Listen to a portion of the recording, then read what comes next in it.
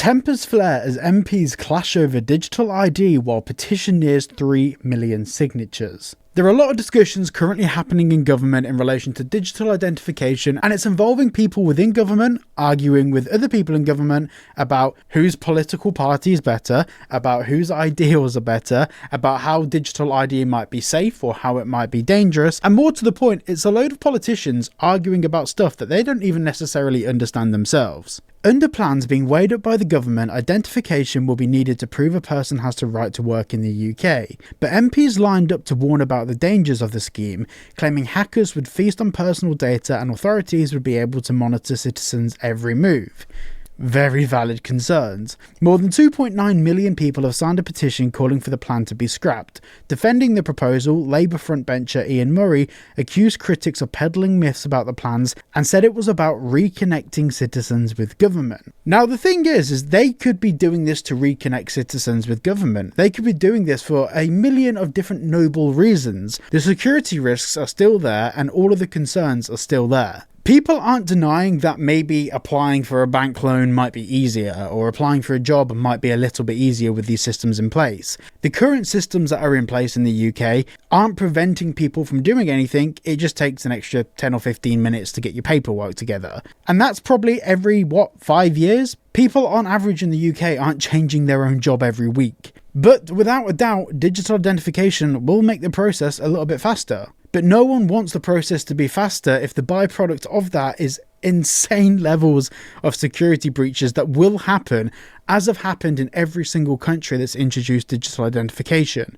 The difference being is the UK is a far more valuable target to hack than countries like Estonia. SNP MP Pete Wishart told a Westminster Hall debate that digital ID would be alien to the British people, and he warned that the prospect of Nigel Farage getting into government and having access to the wealth of data scares me half to death. Now, whilst I agree the sentiments there, digital ID bad, good job, this is the problem with government at the moment. Rather than saying why a policy or something is bad for the UK, they'll bring up a reason why another party is worse than them. And the truth is I don't care what the party is. I don't care who you vote for. I do not want any government that comes into power in the UK being able to have the same levels of control that digital ID would give them. It's not about whose party's in power, it's about the government in general. It's about people that have the ability to abuse that power, and that's all political parties. Mr. Murray hit back. Digital ID is not mandatory. That's the wrong thing to say to our constituents.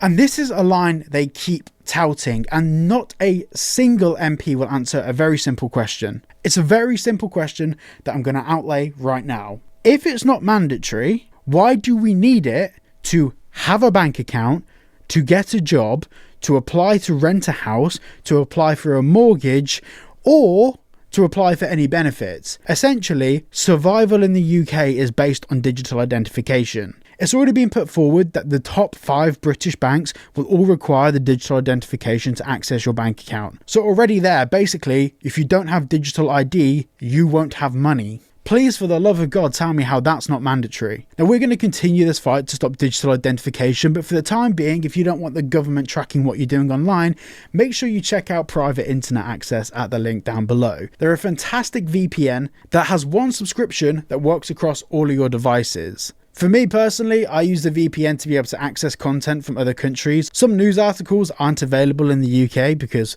welcome to the age of censorship, but with private internet access, I can just change my location and get access to pretty much anything I want in any country. Using my link down below or the QR code up here, you get yourselves 4 months free and 86% off. So make sure you go and check them out. Now back to the video. It's not compulsory in this country to have a passport, but it's mandatory if you want to travel on a flight. And instead of the proposed cards, you won't be asked to show it. You won't be asked to produce it, and there's not a whole host of cases that would be voluntary for us to do that. He also insisted that they would not be called brick cards, which was the name suggested in the report over the summer. Now, to be clear, so we've been told here that we won't need to produce it at any time, we won't need it, we won't be required to show that identification for anything. Essentially, it will have no purpose. Well, if that's the case, why do we need it at all? Little questions like this that they just don't answer. Mr. Wishart, who pledged to oppose the plans at every opportunity, told MPs, once again we have a government helplessly assuring us that this is a benign, benevolent scheme designed to purely make life easier for the general public.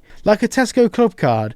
It's about never having to find your utility bills ever again. It's nothing more than a boarding pass. It's a sort of, don't you worry your silly little heads about this massive data collection or a newfound ability to monitor your every move. We are the UK government. He continued, can you just imagine the sight of Prime Minister Farage with the data of the nation, his fingertips? With all of his authoritarian tendencies, it scares me half to death. But this is the thing, don't make this about Farage. This isn't about Farage, this is about every government. Every single government. No government should have access to this information.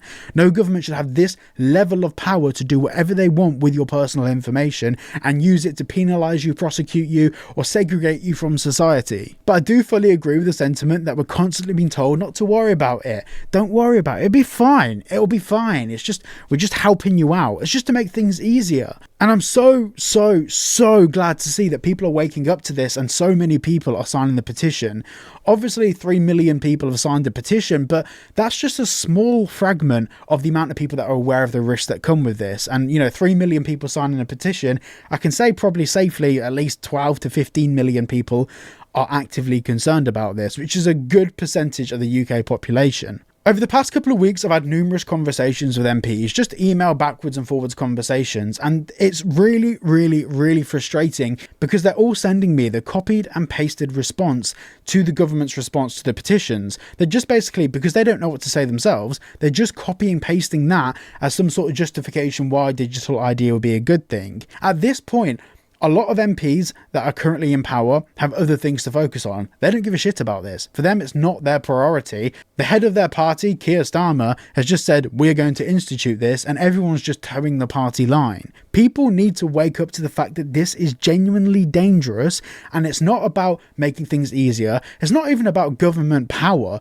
The concern with all of this, and the thing that we should be screaming and shouting about, are the inherent security risks. Because going online and just saying, well, I don't trust the government, isn't going to be enough to get this overturned. We need to prove that it's just dangerous on a security level first, and obviously a byproduct of that is that we just don't trust the government anyway. And Tory former minister Sir David Davis said, what will happen when the system comes into effect is the entire population's entire data will be open to malevolent actors for nations, ransomware criminals, and malevolent hackers, just their own personal enemies, even political enemies. And as a result, this will be worse than the Horizon Post Office scandal. In the summer, think tank Labour Together said that the smartphone ID app would make the right to rent and right to work checks quicker and easier.